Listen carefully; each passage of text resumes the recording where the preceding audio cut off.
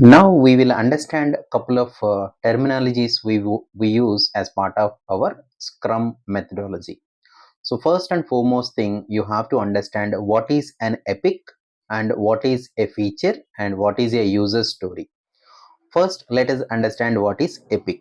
So epic means what? Epic means it is a big requirement. That means there are multiple features clubbed together forms your epic. Say for example, if the customer wants a banking application with a feature for transfer money, assume so transfer money is a generic word where there will be lot of other features will be included into that. So that is a huge requirement. We call it as epic. And after epic, if you break it further down, then we call it as feature. So feature is like a functionality. So when you say transfer money, then you will have an option from, for example, if the bank is Citibank and you wanted to transfer the money from Citibank to Citibank, that is another feature.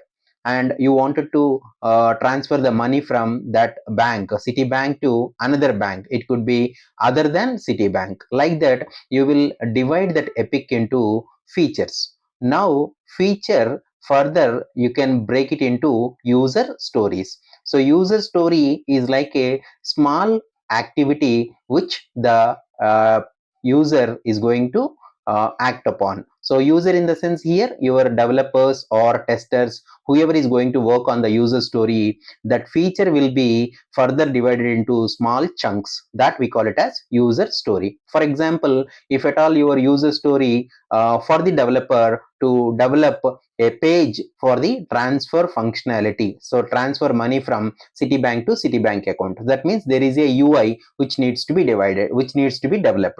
So that will be one of the user story. And then again you will have one more user story. One more person may integrate that UI part into your database. So like that, the user story will be divided into small features, small functionalities. So when I say feature here, you just understand it as a functionality. So now what will happen, again this user story further divided into small tasks. Under a task there will be a subtask.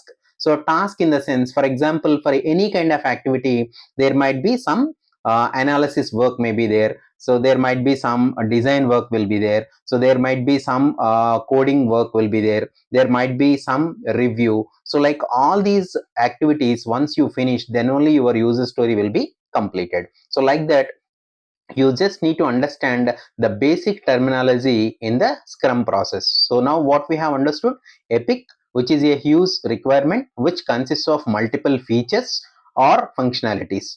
And you will have a feature. Feature is when you divide the epic into further small components, those we call it as features. So if you divide a feature into additional sub functionalities, then that we call it as user story. So user story will have tasks. Under a task you may have subtasks. Next term, product backlog.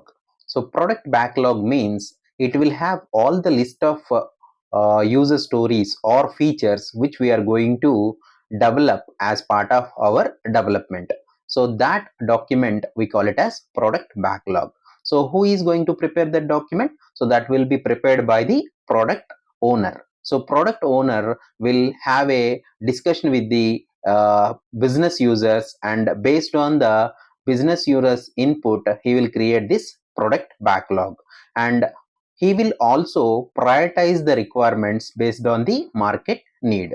So after that, you need to understand one more term called sprint backlog. So sprint backlog will be created by the Scrum Master, and the sprint backlog will consist of the items which we are going to accomplish or which we are going to achieve as part of our sprint. So what is sprint? Sprint means it is a specific duration. Some companies may follow 2 weeks as a sprint duration, and you should not consider Saturday and Sunday. You are going to calculate only the weekdays. That means 5 days in a week, and next week also 5 days. That means 10 days will be your sprint duration.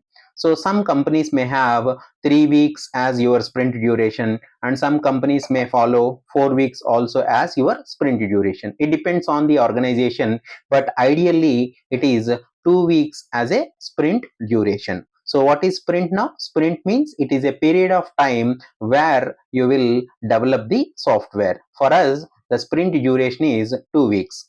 Now there will be a meeting called sprint planning meeting. So what does it mean? Sprint planning meeting, your scrum master and product owner and team members, all these people will participate in it, and from the product backlog we will try to identify what are all the items or priority which needs to be developed first. So from that you will be identifying what items we are going to consider first to develop and test and then deliver it to the customer. So that way you are going to understand what are all the items. For example, there might be multiple sprints you may work for the project. What you are going to do? You are going to take, let us say your product backlog has 100 items. You will not be able to deliver all the 100 items in 10 days time. So what you are going to do? You will be taking 1 or 2 items based upon the team's size. So your team size, let us say 3 to 4 members, you may take some 3 or 4 stories and you are going to develop and deliver it to the customer. So this is how your sprint backlog will be defined based on the product backlog. So what you are going to do as part of sprint planning also, your product owner will do a refinement session. So refinement session is to explain what exactly the story is all about.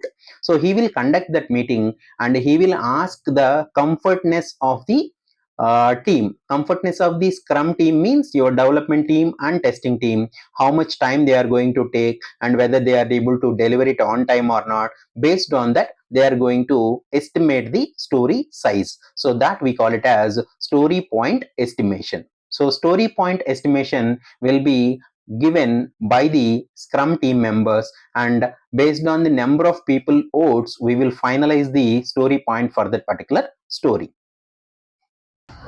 Story point estimation is very, very important. You need to understand how to estimate the story. So when I say story estimation, for example, the story is something like this. So you wanted to develop a login screen. Login screen is going to be developed by the developers. So in that case, the testers may not provide their estimation, but the development team will provide their estimate, saying that whether they will be able to do it in with 1 story point or 2 story pointers or 3 story pointers. What is this 1, 2, 3 story pointers? Means, for example, if you take every day our working hours are 9 hours. Out of 9 hours, 1 hours we will remove for your lunch and dinner, and remaining 8 hours will be the work hours for the employee. So what we are going to do is, so this 8 hours you will take 2 hours out from that and you will consider those 2 hours for any kind of meetings. So now 6 hours will be the estimation. Generally when you say 1 story point means 6 hours you are going to consider, which is 1 day for the work. So in that case what we are going to do is, you need to understand how much time you require to deliver that particular work. Based on that, your team members, it could be developers, it could be testers, whoever is working on the task, they will provide. For example, if there are 3 developers, so 3 developers, one developer says 1 and remaining 2 developers says 2 story pointers. That means one person needs only 1 day and the remaining 2 people needs 2 days. Then what we are going to do is, we will have a discussion point. That means why you are saying less story number of points and why the other people are need more number of story points. So you need to justify why you need more time. Based on that, the story points will be allocated for the user story. So some people may be very new to the team. At that time they may need some more time. If at all the team has an experienced resource where they does not need more time, so at that time they may give less story points also. So generally what we do is we will take average story points for accomplishing any of the stories. It is not too fast you can deliver a story, it is not too late you should deliver the story, because the other people, like the technical people from the other delivery teams, if they are able to deliver it in one story point, if you are taking two or three, that means your team is not able to do this properly. So here story points estimation will be followed by Fibonacci series. Fibonacci series, some people may call it as Fibonacci series also. So what happens, it generally starts from 0 comma 1. So whatever the number comes to the next, for example 0 1, the next number will be 0 plus 1 will be 1. So that means the number whatever is going to come will be the sum of the preceding two numbers. So it will be like this: 0 1, 0 plus 1 1. The next number will be 1 plus 1, that is 2. The next number will be 1 plus 2 3. The next number will be 2 plus 3, that is 5.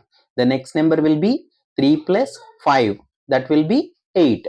So next number will be 5 plus 8, that is 13. So you will not have too many story points. Generally it will have a maximum of 13 in most of the cases, but in reality you will have only a 8 story pointers, and if at all it is going to be exceeded, then what you are going to do is you are going to split that into small stories. So what will happen now, so your story may have one story point, that means only one day you will be able to achieve it, or else it will be two story pointers 2 days, or 3 days, that is three story pointers, or else five story pointers 5 days. Max the next one is 8 story pointers, that means you are going to deliver only that particular story. So that is what you will be having in the Fibonacci series. So this kind of story points estimation will be provided by the team. When it will happen, so during your sprint planning meeting, so you will have all the requirements based on the priority. Your product owner and scrum master and all the team members will participate in the meeting. Based on the refinement session, they will estimate the story. They will tell, for example, if there are two developers and both the developers will their estimate provide their estimate for that particular story, and they both will come to a conclusion and agree upon whether it can be a one story point or three story pointers. And after that, once they finalize all the stories which are they are planning to take as part of the sprint, based on that they will be allocating the stories. Anybody can take the story based upon the storyboard. The sprint backlog will be available for the members, and based on that you will be taking the story whichever is available, and you will start your work on that. So this is how the story point estimation will happen.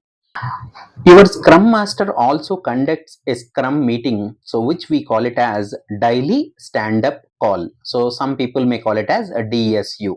So DSU stands for daily stand up. So it is a quick meeting for 15 minutes. That is what generally people will say. Sometimes they may extend also, but ideally it should happen within 15 minutes. So what is that you are going to discuss in the DSU?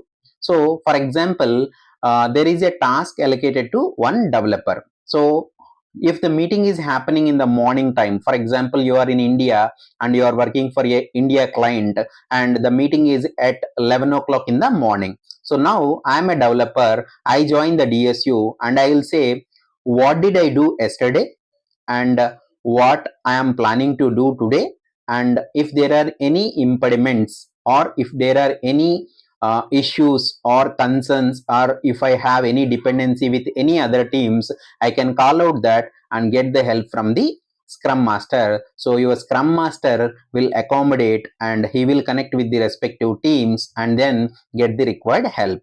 So this is how the daily stand up meeting will happen. This is one of the ceremonies of your scrum.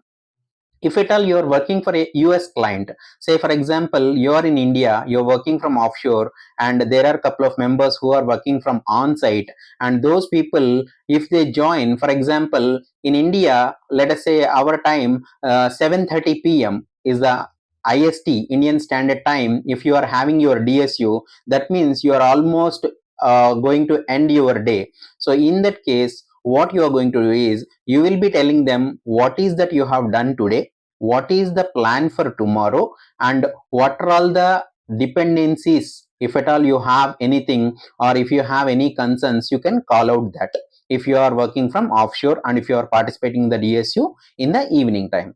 Similarly, the US folks, on-site folks, if they are joining from their time, their standard time, which is 7:30 p.m. IST, and if you are working for a US East client, their time will be 9 a.m. for that particular day. So they will be explaining what they have done yesterday and what is the plan for today, and if they need anything from offshore also, they will call out. So this is how the meeting will happen, which is one of the important ceremony in the Scrum. So one of the important ceremony is daily stand-up call. Next word is system demo. System demo means once you complete your user story, you will have to demonstrate what we have developed. So your Scrum Master will arrange a meeting with all the stakeholders along with the product owner and business users, and then you will be providing the system demo. So what is that functionality you have developed, and if there are any review comments, then we are going to incorporate them. And if there are no review comments, if everybody agrees that that is what the required functionality, then your product owner will accept that particular user story. Sprint retrospection meeting, meaning once you complete your sprint, what we are going to do is we wanted to understand what we did well in this sprint and what can be done better, what did not go well. So these items will be tracked by your Scrum Master, and Scrum Master will be using a Confluence page, or some people may use mural board to track these items, like what did what we have done well in the current sprint, and what did not go well in the current sprint, and what can be done, or if there are any improvements can be done. All these things will be tracked in the Confluence page or mural board. Mural is a board where it will be giving you as a platform to track all your suggestions or anything you wanted to record, that will be tracked in the mural board. Now what will happen, from the next sprint onwards, you will try to identify what are all the areas did not go well and try to do your best in the next sprint. That is the purpose of this sprint retrospection meeting. There is one more term you need to understand, which is burn down chart. So burn down chart will help the Scrum Master to understand how many tasks are pending. Let us say your burn down chart initially will have 10 user stories which needs to be completed by the team. So on a regular basis, your team members will update how much work is completed, so that the burn down chart will indicate what is the remaining work, what is the pending work on that particular chart.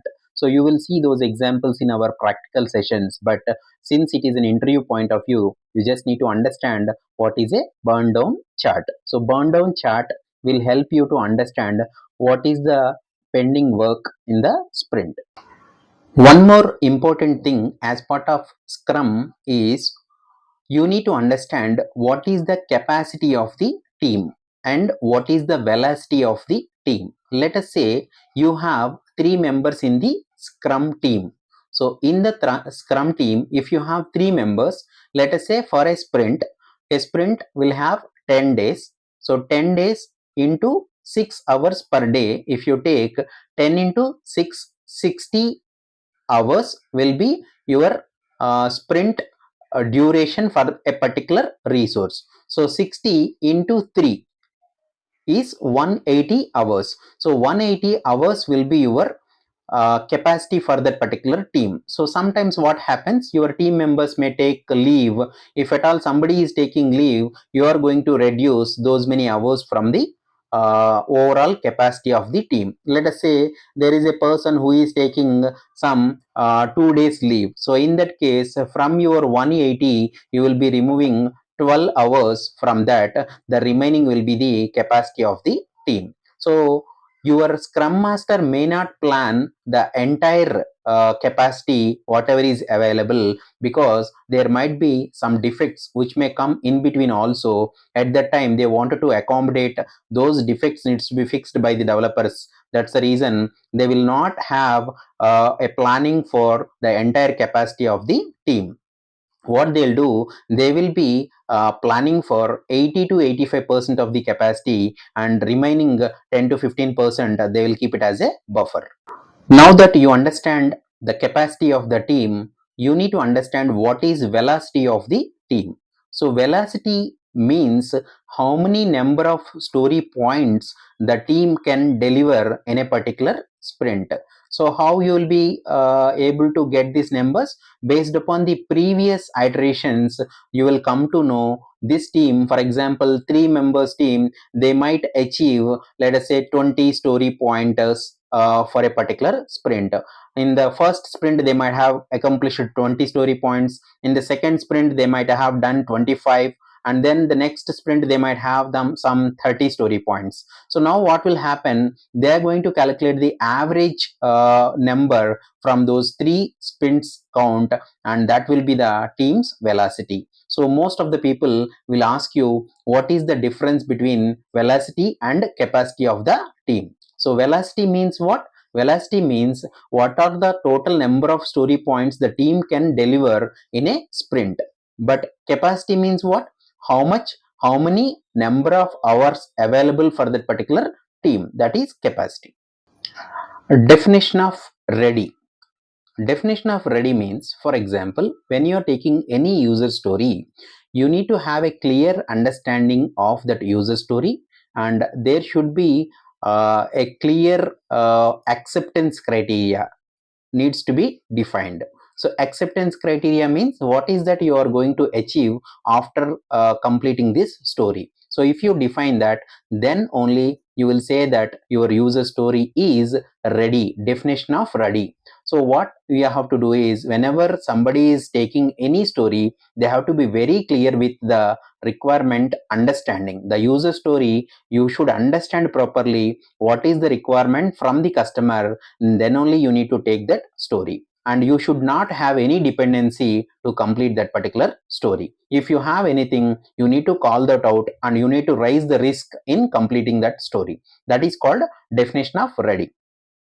There is one more word, definition of done. So definition of done means, once you complete your user story, let us say you have taken one user story and you need to ensure that you met the acceptance criteria. So whatever the definition of ready, acceptance criteria is provided, so you are able to achieve that using your user story, and you should be in a position to demonstrate the functionality with your system demo. Then only your product owner will accept that story. That's where you will say that definition of done.